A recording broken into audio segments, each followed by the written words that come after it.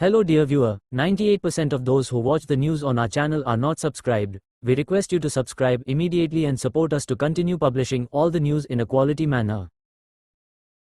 Kovai Brookfield வணிக வளாகத்தில் தரைத்தளத்தில் மாற்றுத்திறனாளிகள் மேம்பாட்டுக்காக முதல் ஸ்வேக் கஃபே புதிய தேநீரகம் தொடங்கப்பட்டது. ஸ்வேக் கஃபே முழுமையாக மாற்றுத்திறனாளிகள் தேநீரகத்தை நடத்தி வருகிறார்கள். இதற்கான தொடக்க விழா பொருளாதார மேம்பாட்டு மற்றும் ஒருங்கிணைப்பு பணியை ஸ்வர்கா அறக்கட்டளை நிர்வாக அறங்காவலர் ஸ்வர்ணலதா ரிப்பன் வெட்டி துவக்கி வைத்தார். நிகழ்ச்சியில் போஸ் நிறுவனத்தின் சமூக நல மேம்பாட்டு துறையின் அதிகாரி இமானுவேல் அல்போன்ஸ், அறக்கட்டளை ஒருங்கிணைப்பாளர் குரு பிரசாத், தொழிலதிபர்கள் பாலகோபால், வசுத் பால் மேத்தா, வணிக வளாக மேலாளர் சுஜாதா ஆகியோர் கலந்து கொண்டனர்.